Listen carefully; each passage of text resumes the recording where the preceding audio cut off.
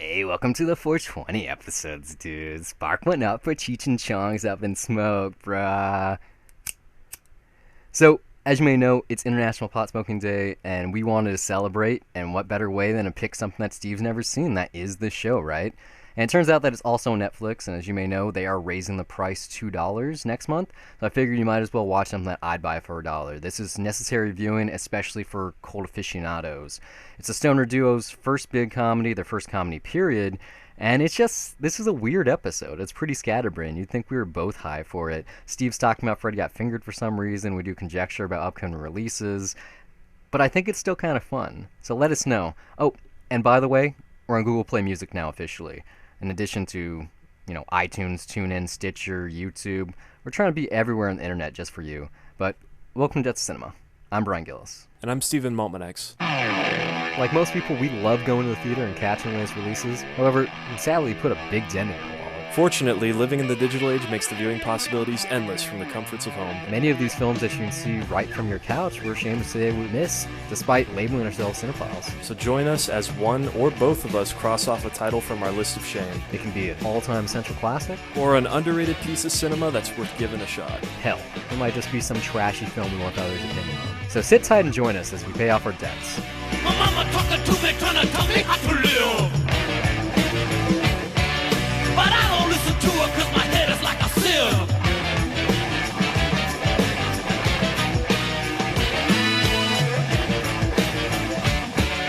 My daddy, he disowned me cause I wear my sister's clothes.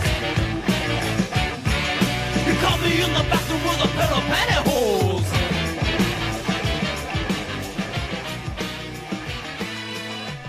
Welcome to the Cheech and Chong episode. It is 420. You should be listening to it at 4:20 p.m. Be a fucking poser. So you've never seen a Cheech and Chong movie? No. Welcome to the party. It's a revolution, right? First off, this is the part where I'm just a little bit pissed off, is that I brought this up because there was a screening I could have seen Yeah. on the day that this episode is being released, or on the night, rather, but it would not have happened in time to get this episode out today, so... Well, think about this way. I really wish I saw this with a crowd, though. Like, I could still go again, It's a service. If any of those people that saw the screening are on the internet and they want to hear a podcast about it, now they can. That's true, I can promote it. There you go. I would imagine that this Put would be flyers really on the crowd. seats. The new business cards I got, just put one on every chair. You saw the design. I can make it your signature instead. I didn't even do my actual signature. I should have. Although, you know what would make me really, really sad?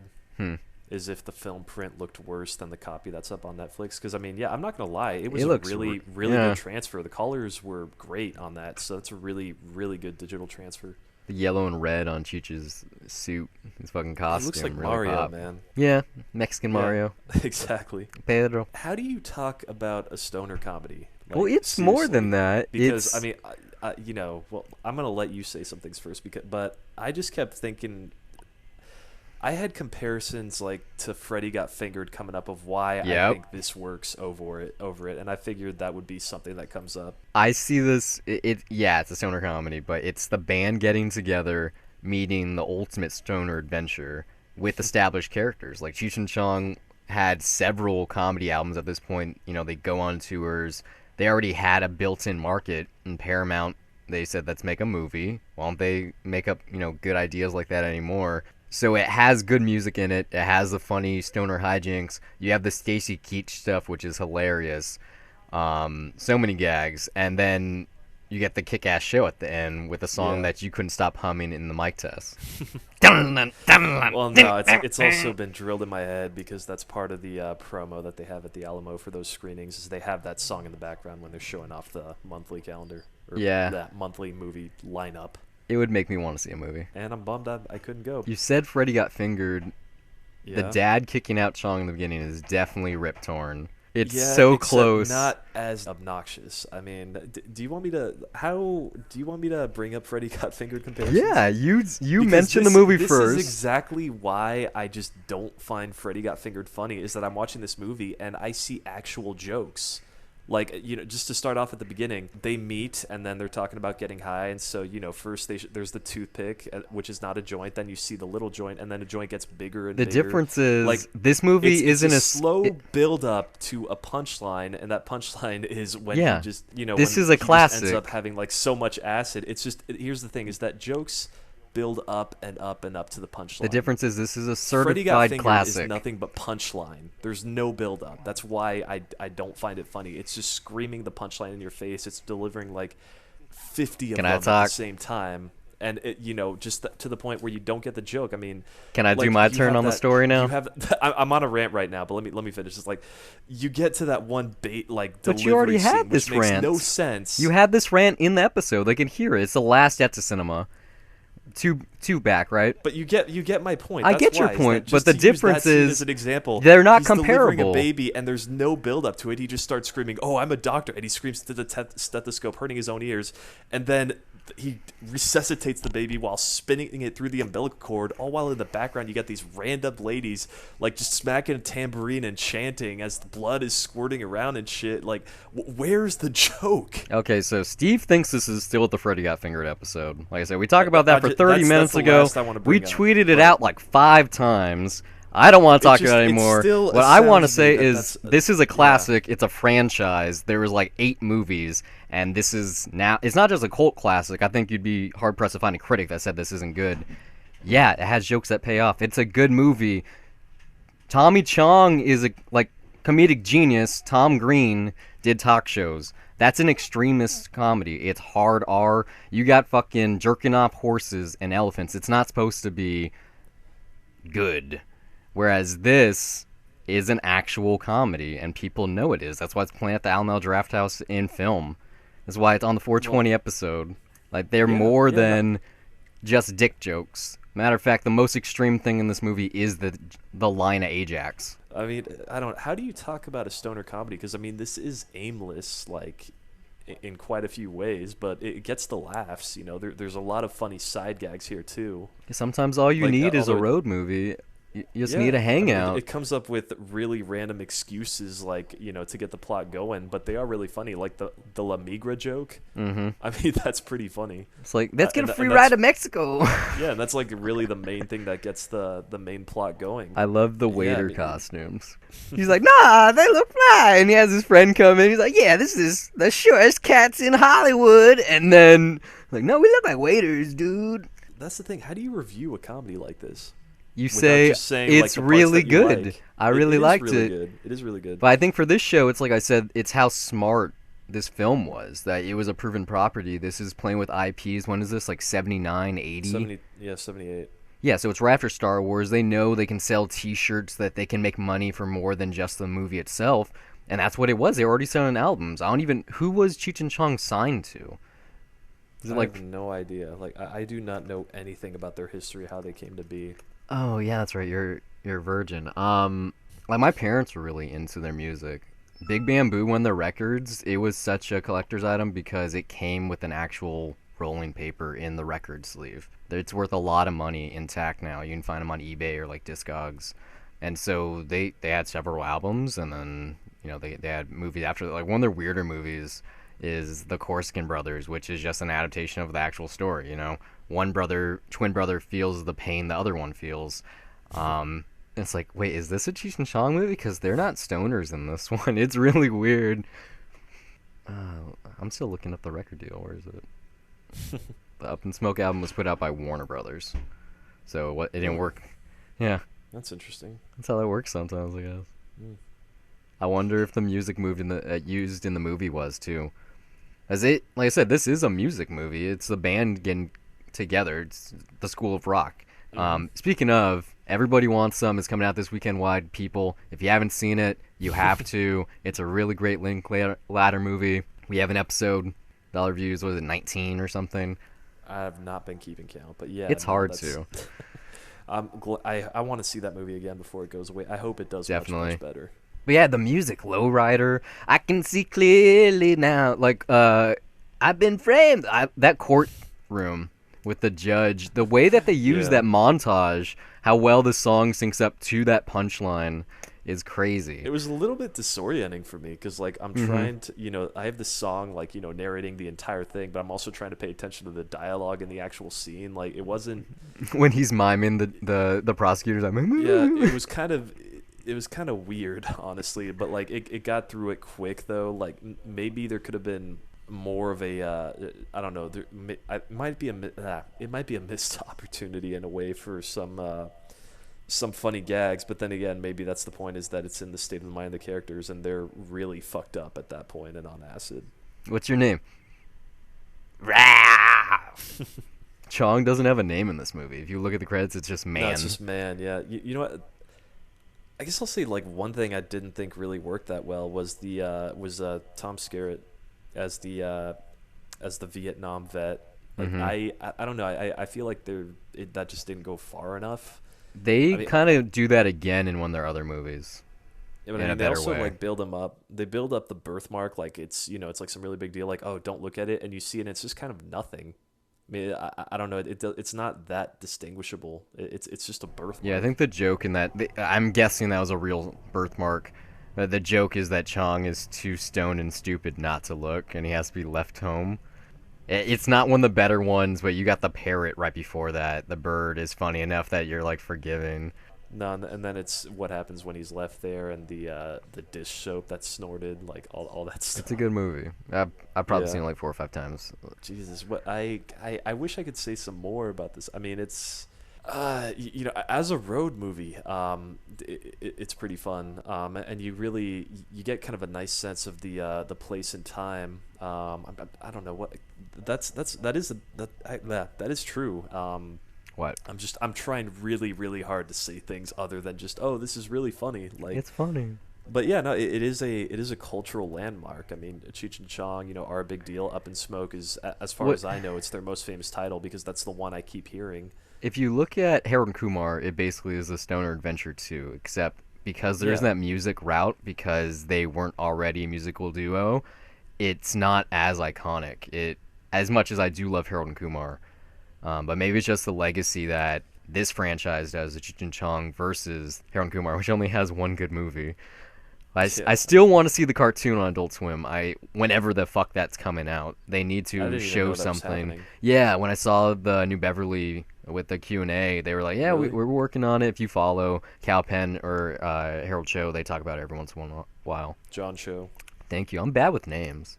Though, I mean, Harold and Kumar is kind of. It is a classic, I'd say, right? Like, it is kind of legendary. At least, even if it's not for as our big generation. As this. Yeah, I mean, and anyone our age, like, even if they haven't seen the movie, they know that it's associated with White Castle. Like, I think they just know that title at the very least. At the very least, it makes the name Kumar known by a wide audience. It's like Indian actors. That's a name in the lexicon now. Maybe kind of like Dev Patel. Well, not as much for that one, but yeah.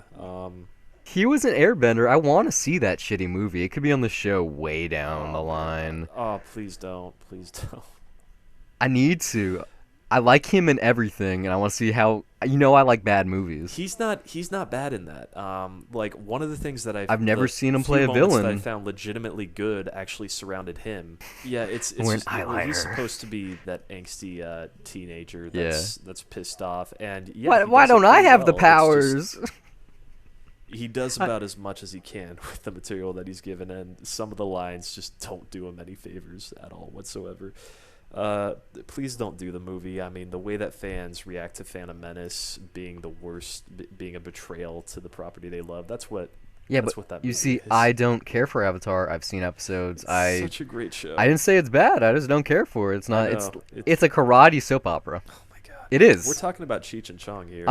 Can you admit that it's a karate soap opera? I'm sorry, bending, an airbending soap opera. Karate soap opera? No. Yeah, it's like. No. What is it? What's your descriptor? It's an animated Lord of the Rings meets Miyazaki. Because it is 3 separate books. It is one epic long story. Is there any hand-to-hand fighting Miyazaki? Usually, isn't it like animals and magic? Yeah, that's why I said Lord of the Rings meets Miyazaki. Yeah, I don't know. I don't think it's that grand. That's kind of how Akira is called. I haven't seen that either, and we should before it becomes live action. So you know what's gonna happen. Funny, they just had screenings here the past week. For which? Akira? Yeah. Oh. Man, this one's getting way off topic. That's okay. So, would you buy this one for $1? Me personally, I'd watch it again with a crowd, yeah, but I don't know. No, like it's not a laugh out loud one that's going to get me to revisit it often, but I had a good time watching it. What about? Well, I see. What I think it is because you're spoiled by Harold and Kumar, and also what we've gotten since. I mean, how many stoner comedies have you seen like predate like 1997? Like, is Half Jeez, I Baked don't the know. earliest one you've seen? Fuck if I know. Probably, right? Or like Dazed and Confused. No, like yeah, I mean, Dazed and Confused. I don't. That kind of counts. Although I don't. It doesn't feel like a comedy. That just, it's like the saying everybody wants them as a comedy. There's funny moments, but I'm I I'm would call that more of a saying hangout movie. stoner characters are prevalent in the Yeah, film. there's Fast Times at Ridgemont High. Spicoli's a big one. But that movie's not really a stoner movie. I'm saying that this is 100% a stoner comedy, and because it came out in '78, there wasn't really anything like it at the time. It was a risky movie, and the fact that it was so successful, not just for the studio, but also in terms of comedy. Tom Chung, he's like on the '70s show. That kind of owed or indebted itself to this series, this film, and how funny it is, and the good music and the characters. Maybe it's just because I grew up on it, but I'm obviously I'd buy that for $1. Um, I'm just surprised you didn't love it. Well, I think it's a matter of taste. Like I don't know. We've had these conversations about broad comedy, and I think for me, like I've peaked with with stuff like like what's your limit? Airplane, or even with Harold Airplane. and Kumar. Like if I saw Harold and Kumar now, I don't think I would find it nearly as funny as I did when I was 13. How does someone like Airplane? Just the blowing up the co-pilot scene drives me crazy every time. Blow here. Oh. I mean, yeah, it's like I don't imagine I'll probably like Keanu, but I don't imagine he'll have me laughing in stitches. I saw don't that. know, like I'm looking at my maybe if I cat saw sleeping this- right now in my bed, and if someone stole him, I would be so crazy that I have to see the movie where that's the plot. Plus, the trailer looks really funny. But to add to answer your question more, I think maybe seeing this on my own that could have something to do with it. Because I would imagine, I mean, obviously this would be a better movie to see in a theater environment with a crowd on 420. So yeah, like. Yeah, I don't know. As far as just this experience that I had, I enjoyed it. I laughed. I mean, there's definitely some funny stuff that I would remember. But if I'm thinking about, something that I would buy it for $1 or something, where I'm just laying at home, I'm having a bad day, and I just want something to cheer me up, I have other options for that. I don't think this would be the go-to one for me. But that's just me personally. No, I agree with that too. I mean, like I said, I've seen it several times with family, and kind of quote unquote grew up on it, or at least definitely knew who the characters were. Yeah, see, my family would make me shut this off if they saw me watching this as a kid. It's a shame they got bad taste. Yeah, and then they would take the tape away or the DVD or whatever. Maybe that's what it is. You're still learning what comedy is. Please no. Boom. I like Judd Apatow movies. That's my kind of comedy.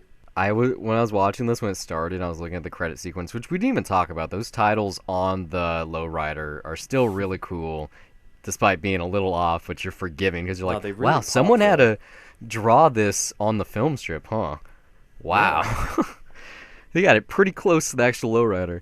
I was thinking, I was like, this is kind of like Evan Goldberg and Seth Rogen are kind of the Cheech and Chong now, despite one of them not being on camera. I could see that. Actually, yeah, my favorite joke in the movie was probably the one with the dog.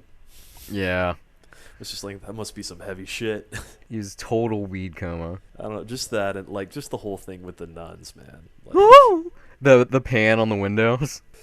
yeah, this is the review where we just kind of keep going, and then that one part, so That awesome. one part. Yeah. That one part when at the beginning, the very first thing you see is him stepping some spoiled milk, and you're like, oh, this is gonna be funny. And then that one part where they're rocking the truck, and that one chick just keeps going, fuck me, Alex, and then everyone outside thinks that he's actually fucking, and then really he just goes outside and goes, I have a cramp, man. And everyone cheers him off, and she's just like, yeah, man, I'd have a cramp too if I did that.